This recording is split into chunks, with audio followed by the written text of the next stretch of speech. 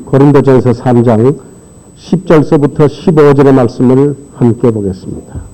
고린도전서 3장 10절서부터 15절의 말씀.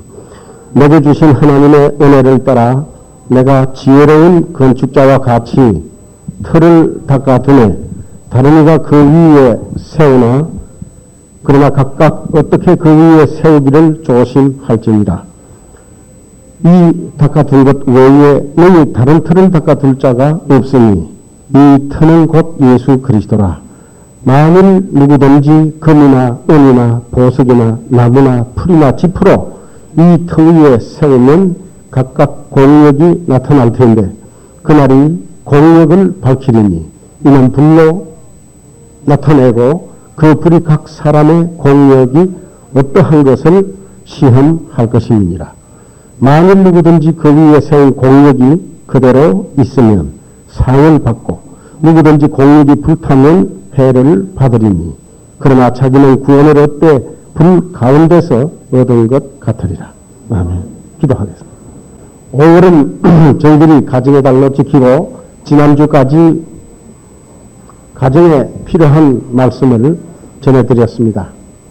이제 5월 마지막 주일, 오늘은 반석에 관해서 말씀을 드리고자 합니다. 저희들이 읽은 본문 말씀에 반석이라고 하는 낱말은 없지만은 11절에 터라고 하는 것이 있는데 이 터가 곧 반석이십니다. 그래서 오늘은 반석에 관해서 말씀을 드리고자 합니다. 반석이라고 하면 넓고 평평하게 생긴 큰 안방 같은 거, 큰 바위를 반석이라고 합니다. 혹은 그냥 큰 바위를 반석이라고 합니다. 성경에는 반석이라고 하는 낱말이 근 50회 정도 나옵니다. 물론 이보다 더 많은 횟수의 말씀들이 성경에 많이 기록되어 있습니다만은 그러나 그 횟수에는 관계없이 이 반석이라고 하는 낱말은 대단히 중요한 의미를 지니고 있습니다. 왜 그런가 하면 반석이라고 하는 이 물체가 예수 그리스도를 상징하는 물체이기 때문에 의미가 중요합니다. 그래서 오늘은 반석이 어떻게 예수 그리스도를 상징하는지를 오늘 몇 가지 말씀드리고자 합니다. 첫 번째 반석은 기초를 상징합니다. 반석은 기초를 상징합니다. 기초라고 하면은 모든 사물의 시초요 근본을 뜻하는 말씀입니다. 그래서 예수 그리스도는 이 세상의 만물의 시초요 또 만물의 근본이 되시는 분이십니다. 예수 그리스도가 계심으로써 이 세상 만물이 존재하게 되었습니다. 만약에 예수님이 계시지 않는다고 할 것 같으면 사람을 비롯해서 어떠한 사물도 존재할 수가 없습니다. 아무것도 없는 곳에서 존재할 수가 없습니다. 그러나 예수 그리스도가 옛날부터 영원부터 영원까지 스스로 홀로 존재하시면서 만물을 친히 만들으셨기 때문에 만물이 존재합니다. 그래서 예수 그리스도께서 반석이십니다. 만물의 기초요 만물의 근본입니다. 만물의 반석이 되시는 분이십니다. 히브리서 13장 8절에는 예수 그리스도는 탄생하심으로부터 시작되는 분이 아니고 존재하는 분이 아니고 예수 그리스도는 영원부터 영원까지 스스로 계시는 분인 것을 말씀하셨습니다. 예수 그리스도는 어제나 오늘이나 영원토록 동일하신 분이시다. 이 말씀을 하셨습니다. 이렇게 스스로 홀로 영원부터 영원까지 계시면서 만물을 창조하셨기 때문에 만물이 비로소 존재하게 되었습니다. 그래서 예수님은 만물의 기초입니다. 만물의 근본입니다. 요한복음 1장 1절에서 3절에 보면은 그런 것을 말씀하고 있습니다. 태초에 말씀이 계시니라. 이 말씀이 하나님과 함께 계셨으니 이 말씀은 곧 하나님이시니라. 그가 태초에 하나님과 함께 계셨고 만물이 그로 말미암아 지은 바 되었으니 지은 것이 하나도 그가 없이는 된 것이 없느니라. 그라고 하는 이 삼인칭 단수는 예수 그리스도를 말씀하는 것입니다. 태초의 말씀이 스스로 계셨습니다. 이 말씀이 하나님과 계셨고 곧 하나님이라고 말씀을 하셨습니다. 이 말씀이 천지우주 만물을 만드셨다고 말씀을 하였습니다. 다시 말하면 예수님이 만물을 만드셨습니다. 예수가 없이는 하나도 된 것이 없다고 말씀을 하였습니다. 그래서 예수는 만물의 기초요 근본입니다. 골로새서 1장 15절에서도 보면은 그는 보이지 아니하시는 하나님의 현상이요 모든 창조물보다 먼저 나신 자니 만물이 그에게 창조되되 하늘과 땅에서 보이는 것들과 보이지 않는 것들과 혹은 보좌들이나 주관자들이나 정사들이나 권세들이나 만물이 다 그로 말미암았고 만물이 다 누구로? 예수님으로부터 말미암았고 그를 위하여 창조되었고 또한 그가 만물보다 먼저 계시고 만물이 그 안에 함께 섰느니라. 누구 위에 섰습니까? 예수님이. 그래서 예수님은 기초요 반석이요 근본입니다. 만물 안에 함께 섰느니라. 그는 몸인 교회의 머리요 또한 교회의 반석이요. 네. 이 진짜 예수님의 교회들도 바로 반석 위에 섰습니다. 그리고 그가 근본이니라. 네. 히브리서 1장 3절에 보면은 저는 하나님의 영광의 광채시요 그 본체의 현상이시라. 그의 능력이 말씀으로 만물을 붙드시며 죄를 정결케 하시는 일을 하시고 높은 곳에 계신 위엄의 우편에 앉으셨느니라. 그래서 이 말씀을 보니까 예수 그리스도는 만물을 지으셨을 뿐만 아니고 이 만물을 친히 지배 주관하신다고 말씀을 하였습니다. 그래서 만물이 존재하고 만물이 유지 운영되는 것은 바로 이 예수 그리스도가 계시기 때문에 그렇습니다. 그래서 예수 그리스도는 바로 만물의 근본이요 반석이십니다. 미가서 5장 2절에 보면 그의 근본은 상고의 태초니라. 또는 요한계시록 22장 13절에 보면 나는 알파요 오메가요 처음이요 나중이요 시작과 끝이라. 이게 무슨 말씀입니까? 예수 그리스도는 근본이요 기초요 반석이다. 이런 뜻입니다. 예수 그리스도는 반석이십니다. 만물의 근본이십니다. 네. 그리고 예수 그리스도는 진리의 반석이기도 합니다. 진리의 반석. 어떤 사실의 반석. 네. 사실의 근본입니다. 예수님은 이 세상 모든 사실의 근본이 되시는 분이십니다. 예수 그리스도 외에는 참된 의미에서 진리, 사실 없습니다. 네. 영원한 사실, 영원한 진리는 예수 그리스도 분이십니다. 네. 그래서 예수님께서 내가 길이요, 그 다음에 진리요, 진리. 사실이란 말입니다. 참이란 말입니다. 예수 이외에는 참된 의미에서 참이 없고 진리가 없고 사실이 없습니다. 예수 그리스도는 반석이라고 그랬는데 반석은 요동치 않습니다. 영원토록 그대로 있는 것입니다. 반석과 같이 예수님의 말씀은 영원히 불변하는 것입니다. 왜냐하면 진리이기 때문에 이랬다 저랬다 하지 않습니다. 어떤 사람들은 그건 구약의 말이고 지금은 신약이니까. 또 어떤 사람들은 시대가 변천했으니까. 여러분 아무리 역사가 변하고 아무리 시대가 변하더라도 사랑하신 여러분 예수님의 입에서 나오신 모든 말씀은 영원히 불변치 않는 진리입니다. 이것은 우리들이 분명히 알아야 합니다. 그래서 마태복음 24장 35절에 천지는 없어지겠으나 내 말은 없어지지 아니하리라. 없어지지 않을 뿐더러 변동도 없습니다. 반석과 같습니다. 그런데 이 세상의 많은 사람들은 진리 아닌 진리를 믿고 숭상하고 그것을 의지하고 있는 사람들이 많습니다. 어떤 사람들은 철학을 진리인 줄 믿고 있는 사람들이 있습니다. 어떤 사람들은 공자의 가르침이 유일한 진리요 또 유일한 교훈인 줄 믿고 의지하는 사람들이 있습니다. 또 어떤 사람들은 석가의 가르침을 영원 불변의 진리로 믿고 있는 사람들도 있습니다.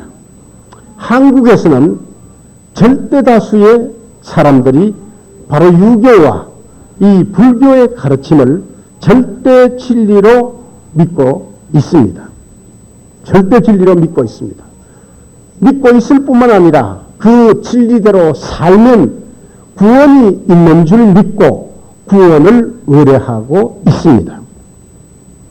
이스라엘 사람들은 조상 전례의 지혜의 책이라고 할 수 있는 탈무드를 믿고 있습니다. 네, 숭상하고 있습니다. 그건 그렇다고 치고 과연 예수 그리스도 아닌 다른 종교의 경전이나 어떤 다른 사람의 가르침이 정말로 진리일 수 있느냐? 네, 문제는 여기에 있습니다. 과연 그들의 가르침을 믿고 행하면 그것에 구원이 있는 것일까요? 네. 저는 종교 연구가가 아닙니다. 그래서 다른 종교에 깊이 연구해 본 적이 없습니다. 그러나 제가 분명히 아는 것이 있습니다. 그것은 뭐냐? 공자, 석가모니 위대한 사람입니다. 그러나 사람 이상의 사람이 아닙니다. 그들은 사람일 뿐입니다. 그들은 분명히 사람입니다. 이분들도 사실 진리를 찾았던 사람입니다. 그리고 이분들은 죽음으로 일생을 마쳤습니다. 훌륭한 사람이지만 공자나 석가도 지금은 한 줌의 흙으로 변하고 말았습니다.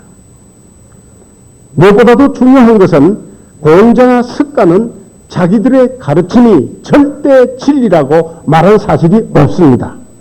지금 내가 말한 모든 가르침은 영원히 불변하지 않는 진리다. 이런 말 한 적이 없습니다. 네.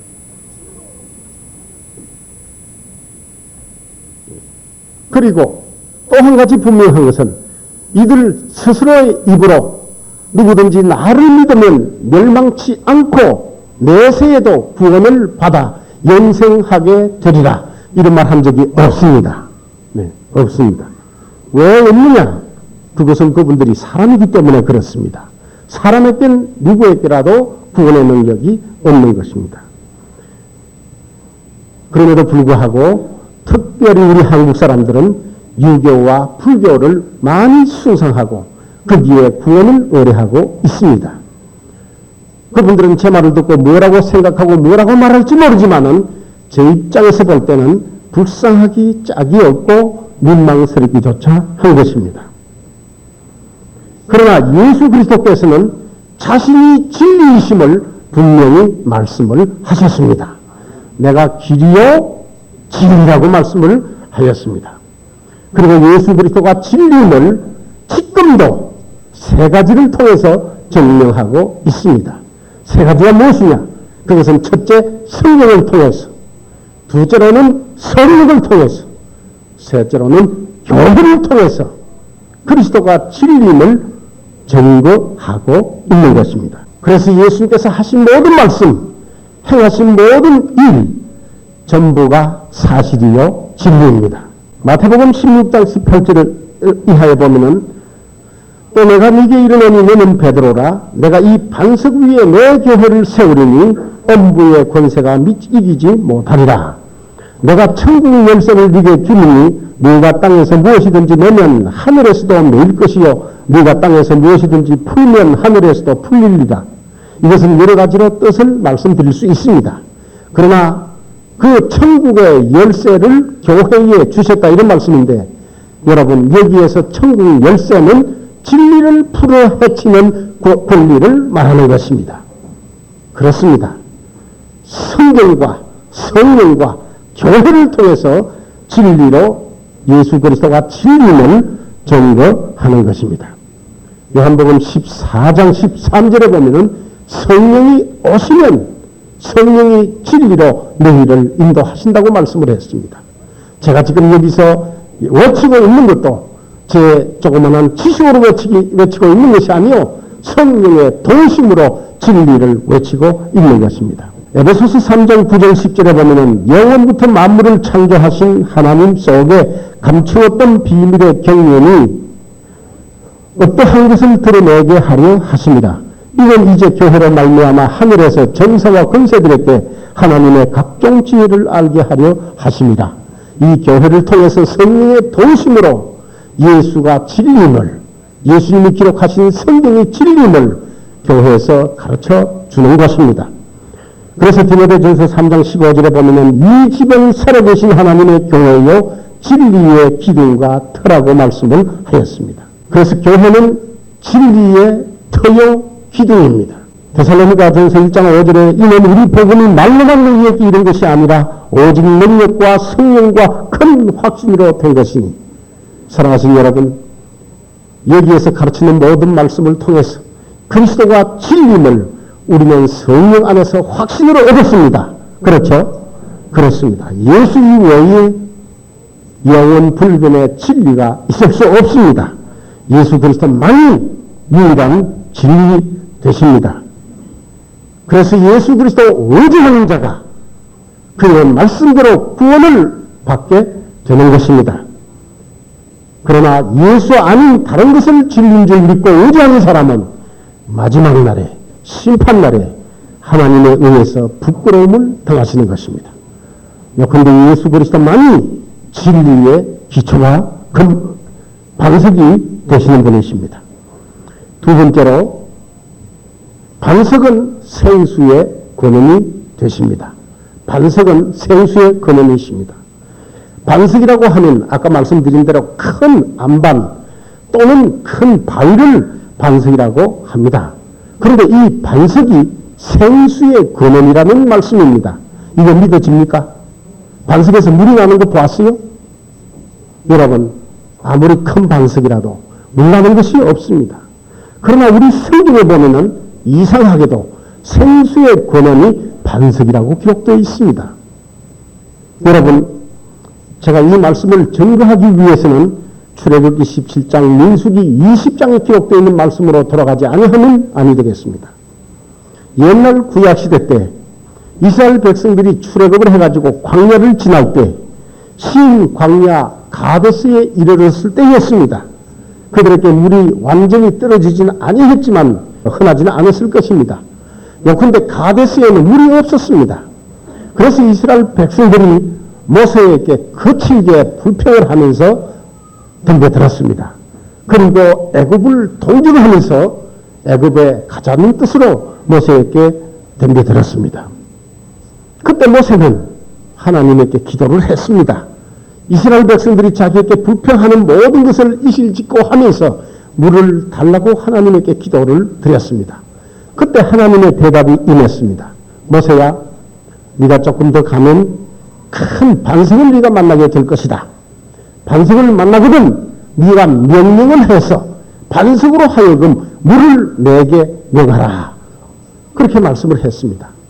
그래서 모세와 아론은 정말로 조금 가니까 거대한 반석이 있었습니다. 모세는 손에 지팡이를 들고 있었는데 이 지팡이로 가지고 반석을 두 번이나 치면서 물을 내서 이스라엘을 먹이도록 하라고 명령을 내렸습니다. 두 번 반석을 친 고로 모세와 아론은 가나안 땅에 들어가지 못했습니다. 그런데 매를 맞은 반석에서 생수의 물이 쏟아지는데 강을 이루는 것이었습니다. 그래서 이스라엘 백성들과 짐승들이 반석에서 나오는 물을 흡족히 마시고 그날 해가를 했습니다. 그날뿐만 아닙니다. 그때부터 물을 쏟아낸 이 반석이 따라다니면서 40년 동안 이스라엘 백성들에게 생수를 공급했다고 성경에 기록되어 있습니다. 여러분들은 믿든지 말든지. 네, 40년 동안 큰 반석이 따라다니면서 물을 공급했습니다. 믿든지 말든지. 이거 믿을 수 있는 사람 손 좀 들어보십시오. 네, 손 들어보십시오. 정말로 믿음이 있습니다.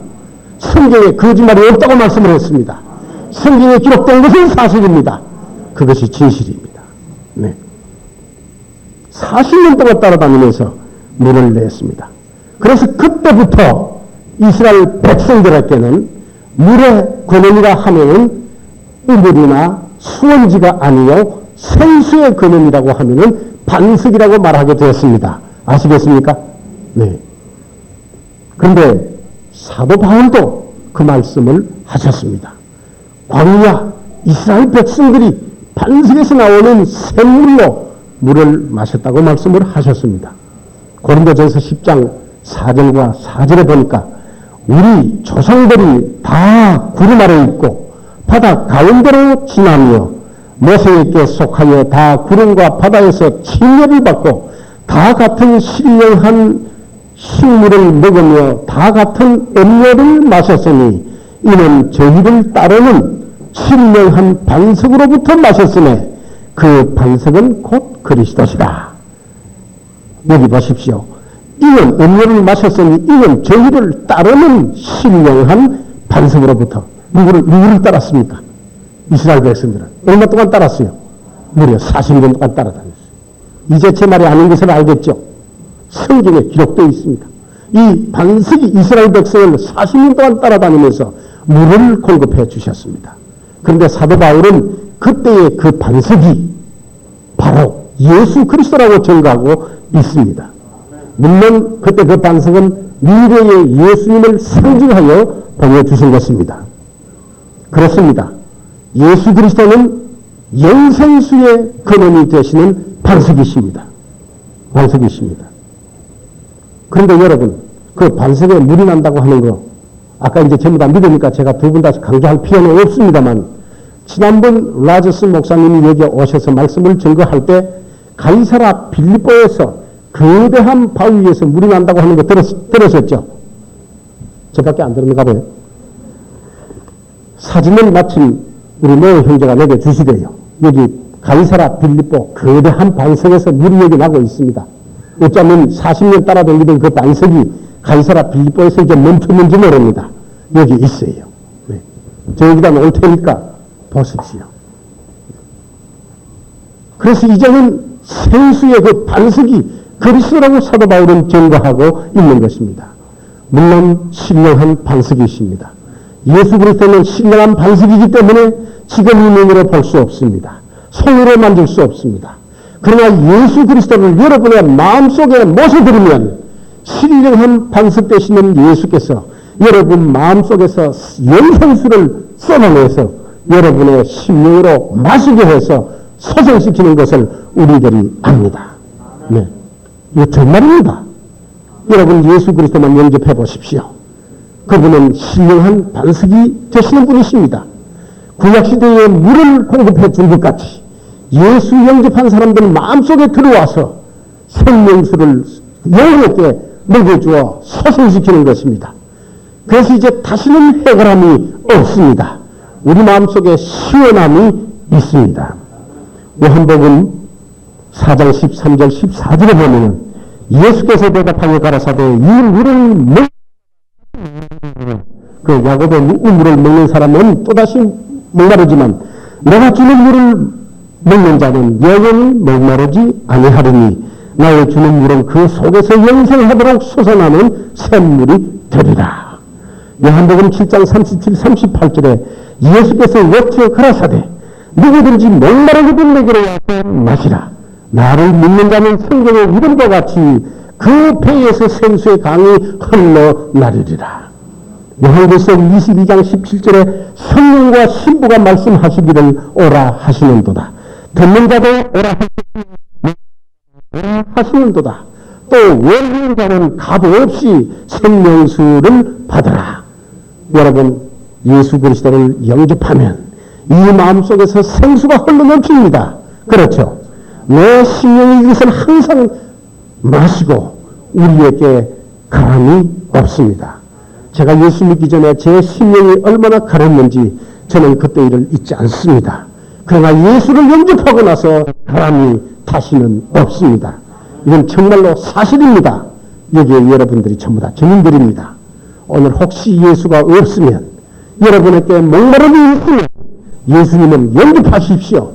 그러면 이 신령한 바위 되시는 예수께서 여러분 심령 속에서 영원한 생명수를 여러분에게 항상 먹여 주십니다. 예수 그리스도는 신령한 반석이십니다. 셋째로 반석은 피난처입니다. 반석은 피난처. 옛날 활이나 창이나 칼이 무기의 전부인 구약시대 때에 전장에 있는 반석 때문에 많은 군인들의 피난처가 된 적이 있습니다. 아무리 화살이나 또 투창이 빗발치듯 날아온다고 하더라도 군인이 바위 뒤에 숨으면 화살이고 투창이고 소용이 없습니다. 반석 뒤에 숨은 사람은 안전함을 받습니다. 옛날 다윗 왕은 이분이 80세를 살았는데 이분이 근 반평생은 전장에서 살았습니다. 그런데 다윗은 그 숱한 전쟁을 통해서 죽을 고비를 많이 당했습니다. 그런데 그 죽을 고비를 겪은 경험 중에 바위 뒤에 숨어가지고 죽을 고비를 넘긴 경험이 참 많습니다. 그래서 다윗은 시편 18편에서 이렇게 노래했습니다. 나의 힘이 되신 여호와여, 내가 주를 사랑하시나이다. 여호와는 나의 반석이시여, 나의 요새시여, 나를 건지는 자시여, 나의 하나님이시여, 나의 피할 바위시여, 나의 방패여, 나의 구원의 뿌리여, 나의 산슬이시로다. 하나님이 그렇다는 거지만은 비유를 들어서 말씀하기를 하나님은 반석과 같고 바위와 같다 이런 뜻입니다. 그래서 내게 피난처가 되었다 이런 얘기입니다. 사랑하시는 여러분, 제가 이 시편 18편 1절과 2절을 읽을 때마다 제게도 생각나는 것이 있어요. 6.25 전쟁 때 제가 겪은 경험 중에 하나였습니다. 저도 그런 경험을 겪었습니다. 경북 군이 어성 어느 부근 산인데 위로 올라가서 우리는 정말로 무사했습니다.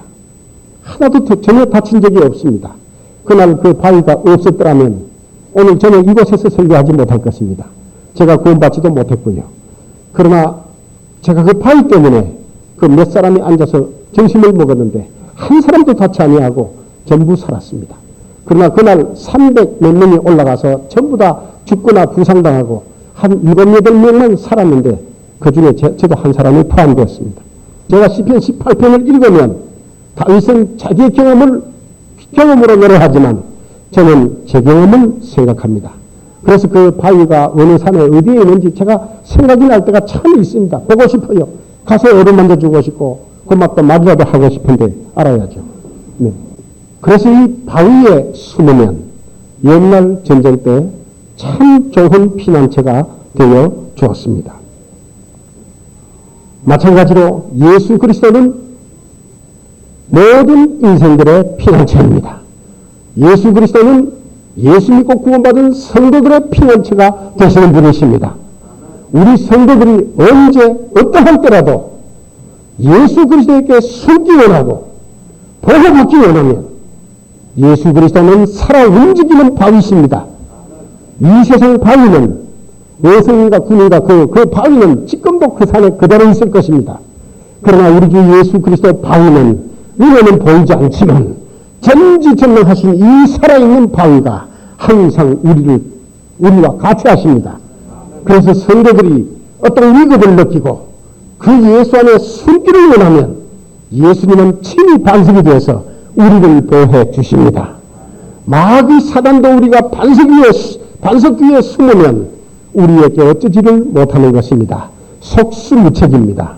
그래서 성도들에게 승리가 있는 것은 신령한 반석 뒤에 숨고 예수 그리스도가 보호해 주시기 때문에 그렇습니다.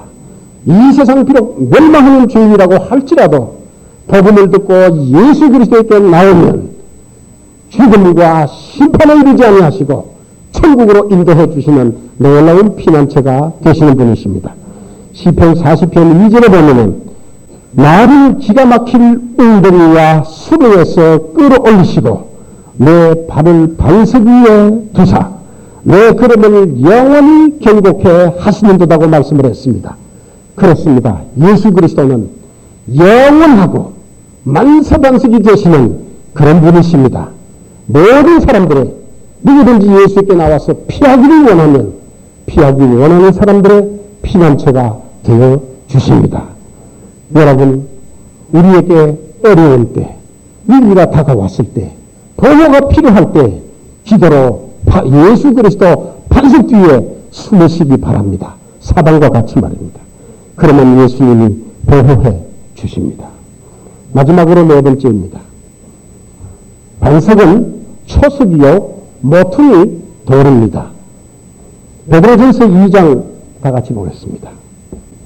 4절부터 읽겠습니다. 사람에게는 버림받아 되었으나 하나님께는 택하심을 입은 보배로우신 산돌이신 예수께 나와 너희도 산돌같이 신령한 집으로 세워지고 예수 그리스도로 말미암아 하나님이 기쁘게 받으실 신령한 제사를 드릴 거룩한 제사장이 될지니라.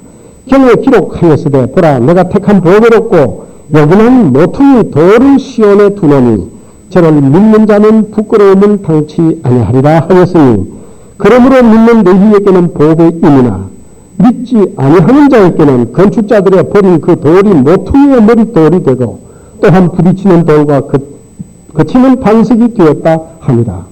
저희가 말씀을 순종치 아니하므로 넘어지나니 이는 저희를 이렇게 정하신 것이라. 4절부터 8절까지 말씀을 읽었습니다. 그런데 오늘 이 말씀을 보니까 반석이 두 가지로 설명이 됐네요. 그것은 이 돌이라 집을 짓는 초석이 될 수 있고 또 집을 지을 때 모퉁이 머릿돌이 된다고 말씀을 했습니다. 돌은 하나이지만은 머릿돌도 되고 또 집을 짓는 반석, 초석도 된다고 말씀을 했습니다. 이 말씀을 읽어보니까 실제적인 말씀이라기보다도 상징적인 말씀으로 이렇게 기록을 하였습니다.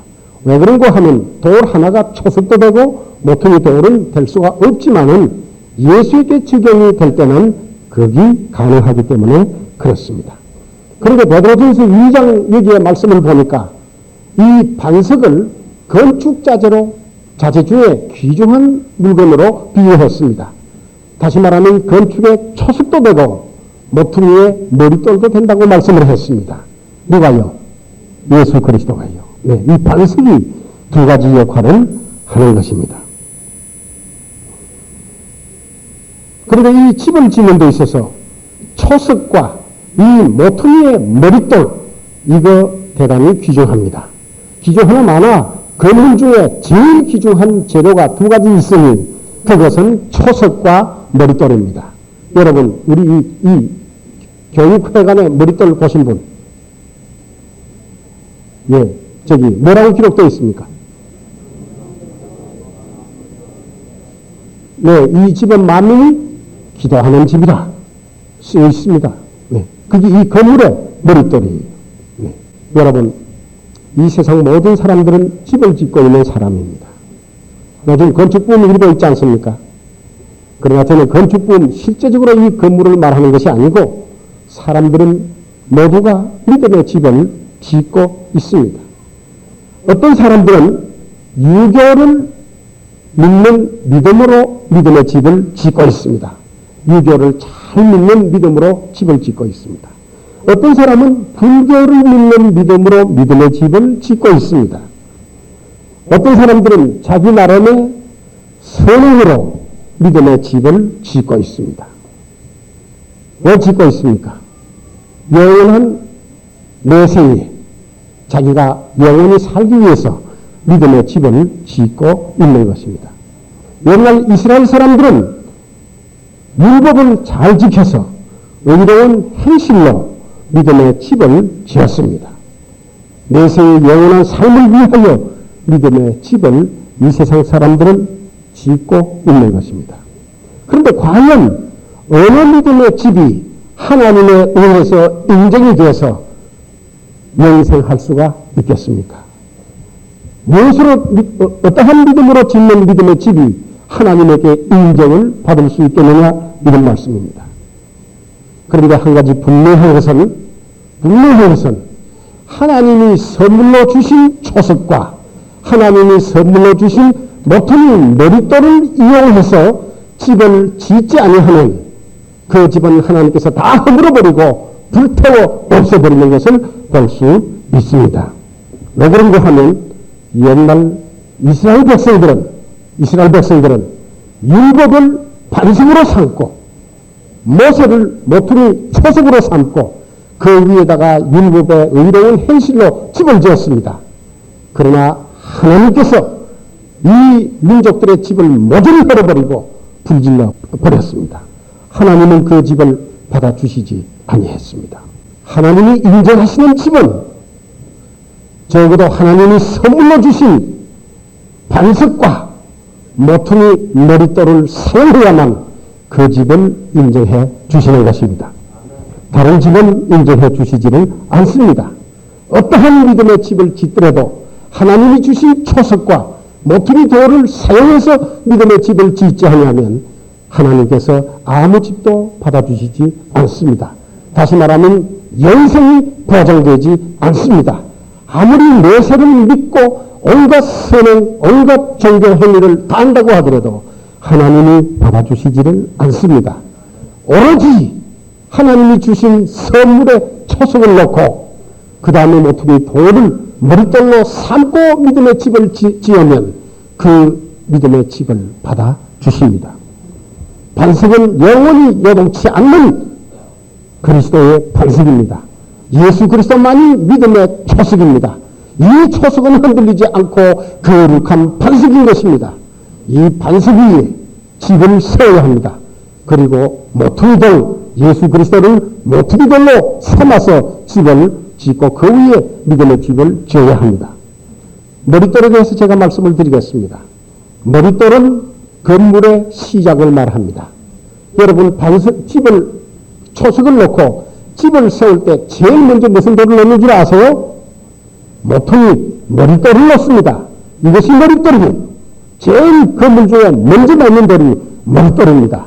머릿돌이 이렇게 나아지면 집은 이렇게 나아집니다. 머릿돌이 이렇게 지면 이렇게 집이 나갑니다. 아시겠어요? 머릿돌 대단히 귀중합니다. 머릿돌은 건물의 시작입니다.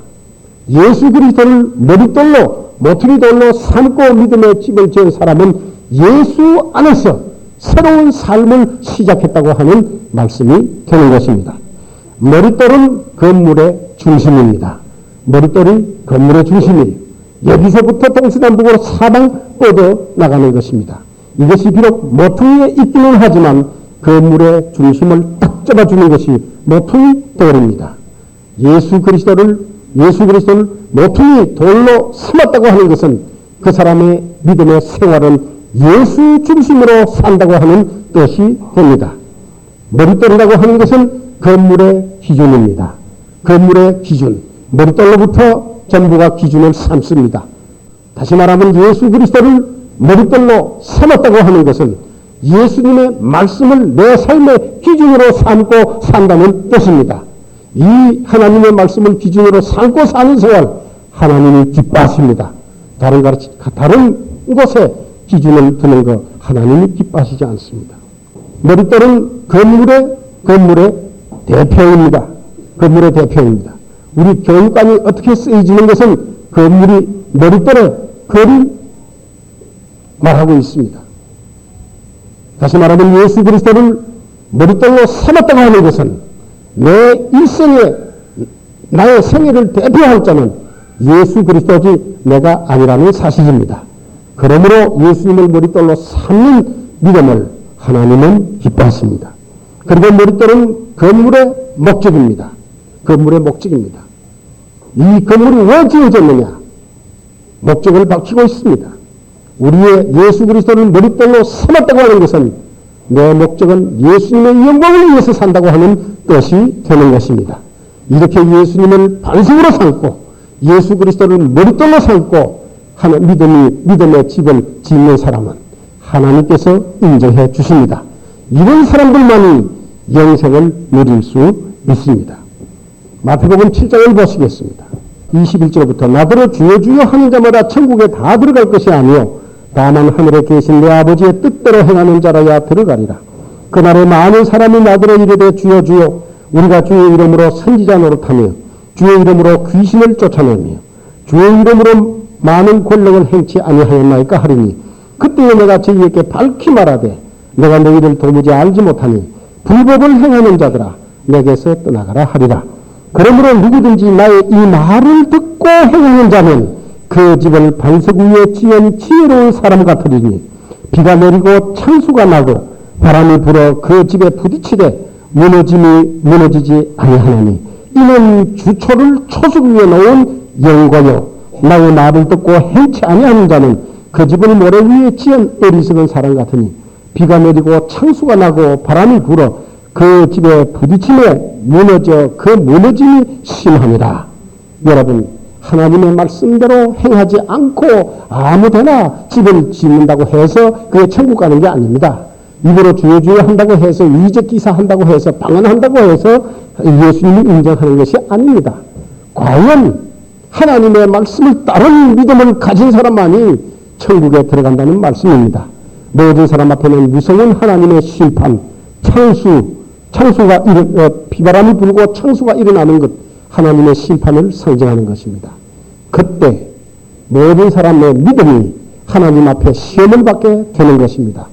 그때 정말로 구원받고 예수 그리스도를 튼튼하게 반석 위에 또 예수님을 주춧돌로 머리돌로 삼고 믿음의 집을 지은 자들은 합격을 하고 영생의 나라에 들어갈 것입니다.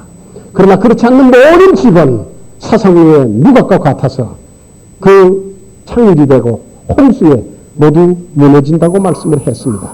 다른 종교 말할 것도 없습니다. 여기에 입으로 그냥 주여 한다고 해서 이런 사람도 다 천국에 가지 못하는 것을 말씀했으니 다른 믿음의 집이야 뭐 말할 필요가 없는 것입니다. 사랑하신 여러분, 여러분은 지금 믿음의 생활을 하고 있습니다. 믿음으로 집을 짓고 있습니다. 여러분의 기초가 예수 그리스도인지 확인해 보시기 바랍니다. 전적으로 나는 주님이여 예수님을 나의 구주로 영접하고 그 믿음을 확실히 가지고 있는지 반석이 틀림없는지 여러분 확인해 보시기 바랍니다. 여러분의 믿음의 생활 표준 기준 어디에 두고 있습니까? 말씀에 두고 있습니까? 여러분의 집은 안전합니다. 그러나 그렇지 않는 집들은 여러분 아무도 보증할 수가 없습니다. 마지막으로 오늘 고린도전서 아까 3장 읽은 말씀 다시 돌아갑니다. 네. 그래서 여러분이 어떠한 믿음의 집을 짓고 있는지 반석과 머릿돌이 예수가 아니시면 여러분은 멸망할 수밖에 없습니다. 하나님의 심판을 거쳐서 지옥에 갈 수밖에 없습니다. 그러나 오늘 반석 되시고 모퉁이 머릿돌이 되시는 예수님을 여러분의 구주로 영접하고 믿음의 집을 지으시기 바랍니다. 끝으로는 성도들에게 제가 말씀드리고 싶어요. 고린도전서 3장입니다. 11절 보십시오. 이 닦아둔 것 외에 능히 다른 틀을 닦아둘 자가 없으니 이 터는 곧 예수 그리스도라. 믿음의 집을 지을 수 있는 하나님이 인정하시는 집터는 누구요? 예수 그리스도십니다. 그러나 자 모퉁이 돌도 예수 그리스도요. 또 집터도 예수 그리스도 반석 위에 세웠다고 합시다. 그러나 여기에 집을 짓는 데 있어서 여러 가지 모양의 집을 짓는 것을 볼 수 있습니다. 만일 누구든지 금이나 은이나 보석이나 나무나 풀이나 지프로 이 터 위에 세우면 각각 공력이 나타날 터인데 그날이 공력을 밝히리니 이는 불로 나타나고 그 불이 각 사람의 공력이 어떠한 것을 시험할 것임이니라. 만일 누구든지 그 위에 세운 공력이 그대로 있으면 상을 받고 누구든지 공력이 불타면 해를 받으리니 그러나 자기는 구원을 얻되 불 가운데서 얻은 것 같으리라.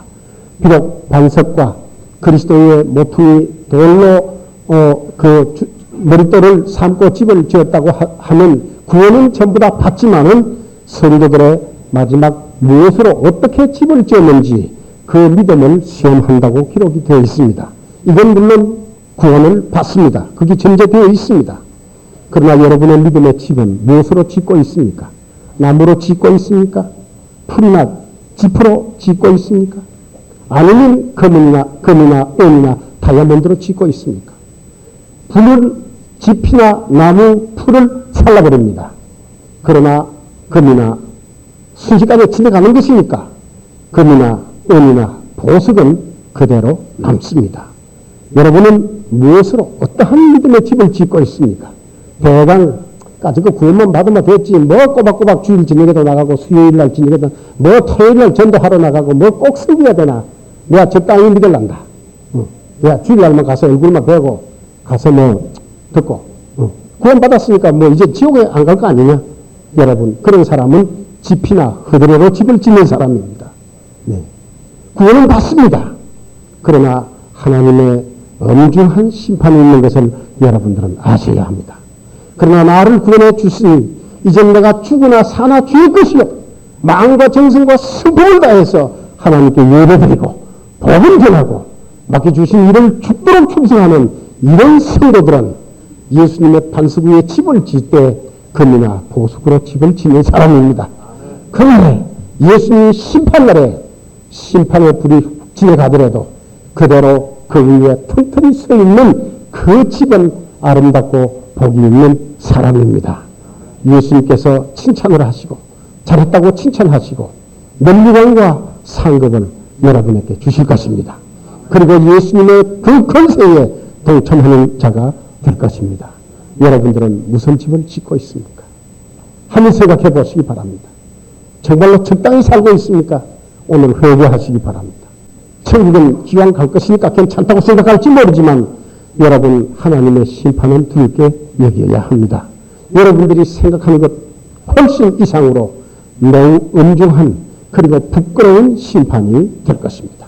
이 세상에서 어떠한 부끄러움을 받아도 예수님 앞에서 받는 부끄러움을 당하지 못할 것입니다.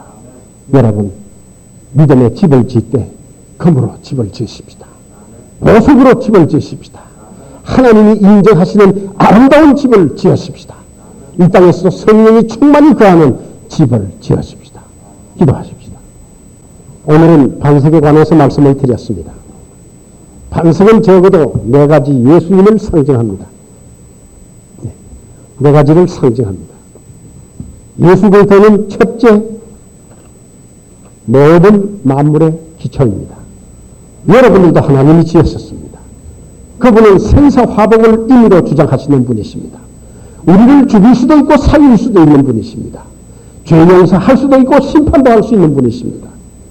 이런 예수님을 여러분의 구주로 왜 영접하시지 않겠습니까? 그리고 예수 그리스도는 생수의 근원입니다. 여러분들이 아무리 명예가 있고 아무리 권세가 있고 아무리 학식이 있다고 할지라도 예수 그리스도가 없으면 여러분들 생은 허무하고 몸이 건조합니다. 예, 목마름이 있습니다. 그러나 예수님을 영접하십시오. 여러분의 심령이 매일 흡족합니다. 예수 그리스도는 피난처십니다. 예수에게 피난하지 못하고 이 세상에 노출되어 있는 사람은 마귀의 밥입니다. 여러분들은 마귀에 끌려가고 있습니다. 그 결국은 지옥의 심판밖에 없습니다. 그래서 예수님께 나오십시오. 예수 믿고 구원받아도 이 피난처를 떠나 있는 사람은 여러분 마귀의 밥이 되어서 범죄 중에 있습니다. 어서속히 예수님에게 나오시기 바랍니다. 예수 그리스도는 반석이요 주춧돌이요 머릿돌이십니다. 이 반석 되시는 예수님을 영접하고 이 위에 아름다운 믿음의 집을 짓고 하나님 앞에 칭찬받는 여러분 되시기 바랍니다. 나도 오늘 반석 되시는 예수님을 나의 구주로 영접하고 그 네 가지의 반석으로 말미암는 모든 축복을 누리기를 원합니다. 그런 분이 계시면 앉은 자리에서 손만 들어 표시해 주세요. 여러분을 위해서 기도해드리고 도와드리겠습니다. 예, 손 받습니다. 여러 사람, 예, 손 받습니다. 손 내주세요. 다른 분 또 손 들으십시오. 예, 나 아무것도 모르지만 오늘 그 반석 되시는 예수님을 내가 오늘 말씀 들었습니다.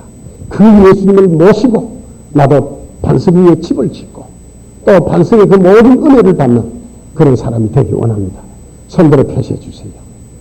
오늘 처음으로 오신 분 화려한 예, 손 받습니다. 손 받습니다. 네. 또 다른 분 안 계세요? 성도 여러분, 여러분은 매일 이 반석 안에서 살고 있습니까? 바위 뒤에서 숨어 살고 있습니까? 아니면 벗어나고 있습니까? 네. 사단을 맹수가 삼키는 것은 문제가 아닙니다. 피난처 되시는 예수님을 떠나면 성도 삼키는 건 문제가 아닙니다. 오늘 회개하시고 피난처 되시는 예수님께로 돌아오시기 바랍니다. 하나님 아버지, 은혜와 사랑을 감사합니다. 반석되시는 예수 그리스도를 반석의 기능을 통해서 설명할 수 있던 것 감사합니다. 오늘 예수가 참 어떠한 분인지 이 네 가지의 모습의 반석인 것을 오늘 우리가 들었습니다. 오늘 이 말씀을 듣고 이 참 반석 되시는 예수님에게 피난해서 영원한 구원을 받기 원하는 사람들이 여기에 많이 있습니다. 성령께서 이분들 마음을 붙들어 주시고 주장해 주시고 이해할 수 있도록 도와주시고 오늘 예수님 앞에 죄인된 걸 자복하고 또 이 신령한 반석 되시는 예수님을 마음속에 모시고 가서 영생을 마시는 그들 되게 하여 주시옵소서. 우리 성도들 중에도 반석 되시는 예수 그리스도 영생의 주인 예수를 떠나서 목말라 하며 이 마귀의 밥이 되고 있는 성도들이 있습니까? 오늘 회개하며 예수께 나와서 안기게 하여 주시옵소서. 초대 시간을 축복해 주옵소서. 예수님의 이름으로 기도했습니다. 아멘.